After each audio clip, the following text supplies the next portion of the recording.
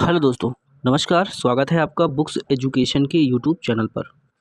साथियों, RPF, SI और constable की परीक्षा के लिए रुक्मणी द प्लेटफॉर्म पब्लिकेशन की इस प्रैक्टिस बुक से 7 सेट कंप्लीट हो चुका है। दोस्तों, आज की क्लास में हम 8वां सेट करेंगे। चलिए आइए शुरू करते हैं practice set number 8। Question number 1 देखिए।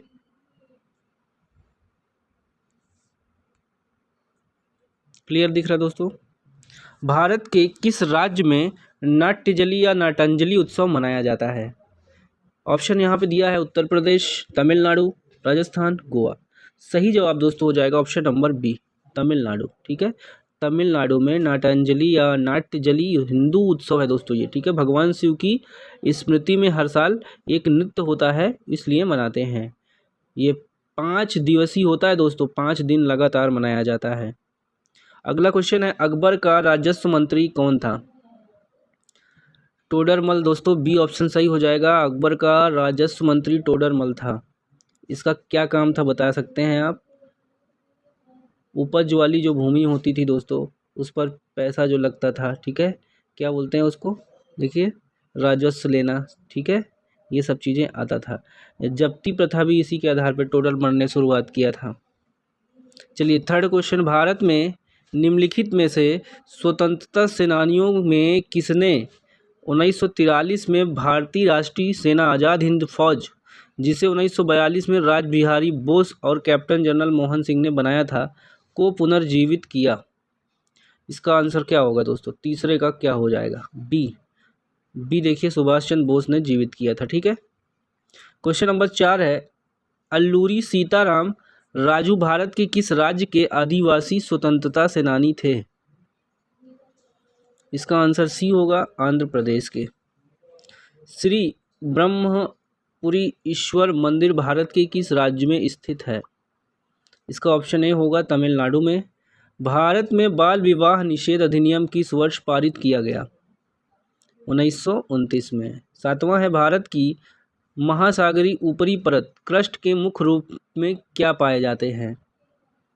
इसमें दोस्तों सिलिका और मैग्नीशियम पाए जाते हैं। ठीक है, 8वां प्रश्न है, निम्नलिखित में से किस राज्य में गोच्चा महोत्सव मनाया जाता है? ये मनाया जाता है छत्तीसगढ़ में। 9वां है, डैश ने सत्यशोधक समाज की स्थापना की, जिसने मूर्ति पूजा और जाति व्यवस्था के विरुद्ध मुहिम चलाई? इसका आंसर सी होगा, ज्योतिराव गोविंद राव फूले। 10वां है, खरीफ की फसल किस मौसम में उगाई जाती है? तो दोस्तों खरीफ की फसल वर्षा की ऋतु में उगाई जाती है, रबी फसल ठंडी के मौसम में। धान स्पेशली आप याद रखिएगा।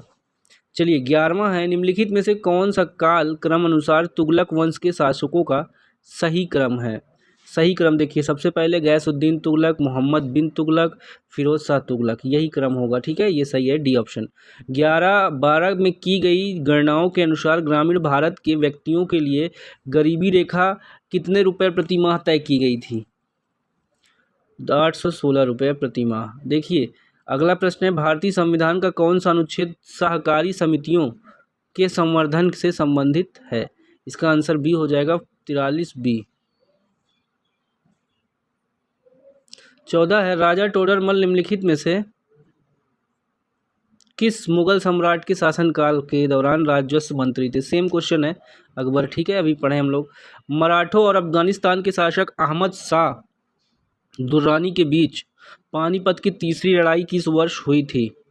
कब हुई थी दोस्तों? 1761 में। चलिए 16 आइए, आँख की वह संरचना जो प्रकाश की किरणों के अपवर्तित करने और रेटिना पर केंद्रित करने की कार्य करती है, उसे क्या कहा जाता है? 16 का उत्तर आपका डी हो जाएगा, कार्निया कहा जाता है। किसी वस्तु का भार, वेट क्या है? देखिए यह वह बल है जिससे पृथ्वी इसे अपनी ओर आकर्षित करती है, वही वेट है। ध्वनि की इनमें से कौन सी विशेषता हमें समान पिच और तीव्रता वाली ध्वनियों को अलग अलग करने में सक्षम बनाती है? आंसर डी होगा, ध्वनि की प्रविशेषता की गुणवत्ता। इनमें से किस यौगिक में सामान्य रूप से आयन नहीं पाए जाते? तो बी ऑप्शन, CH4 में आयन नहीं पाए जाते। नेक्स्ट क्वेश्चन देखिए दोस्तों, आयनिक यौगिक के कौन से गुण इसमें नहीं होते? इनमें दिशात्मक गुण होते हैं। ठीक है, सरयू नदी किस नदी की सहायक नदी है? तो ये शारदा नदी की सहायक नदी। 1708 में गुरु गोविंद सिंह की मृत्यु के बाद खालसा ने डैश के नेतृत्व में मुगल साम्राज्य के खिलाफ विद्रोह किया। बंदा बहादुर, ठीक है, खालसा ने बंदा बहादुर के साथ मुगल साम्राज्य के खिलाफ विद्रोह किया। चलिए नेक्स्ट है, निम्नलिखित में से कौन सा विकल्प मौर्य साम्राज्य के शासकों के सही काल अनुक्रमिक क्रम को दर्शाता है? यहाँ पे देखिए चंद्रगुप्त, फिर बिंदुसार, फिर अशोक, फिर भद्रथ।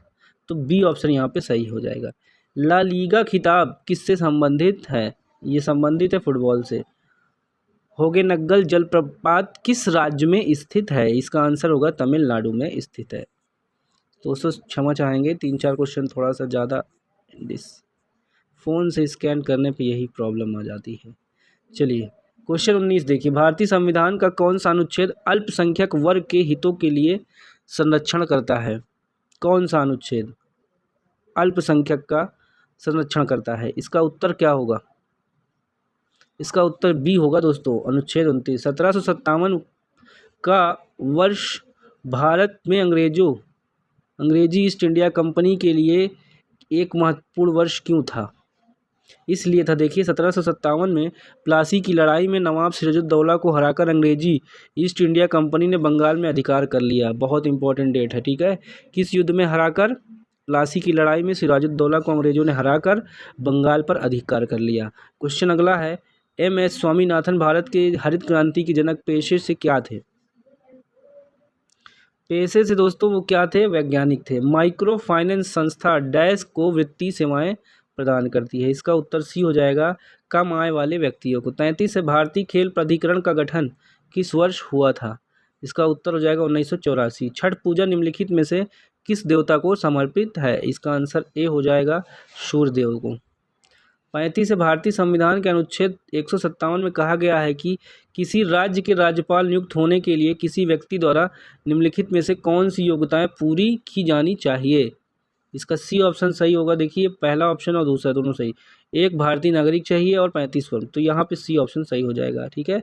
राज्यपाल के लिए कितनी एज चाहिए? 35 वर्ष और भारत का नागरिक होना चाहिए। 36 है, निम्नलिखित में से किस अम्ल को वाणिज्यिक रूप से एसिटिक अम्ल के रूप में जाना जाता है? इसका आंसर होगा दोस्तों ऑप्शन नंबर ए, एथेनोइक अम्ल। 37 है, निम्न में से किसका उपयोग भोज्य पदार्थों में स्टार्च की उपस्थिति ज्ञात करने के लिए किया जाता है? तो आयोडीन विलयन का यूज़ किया जाता है।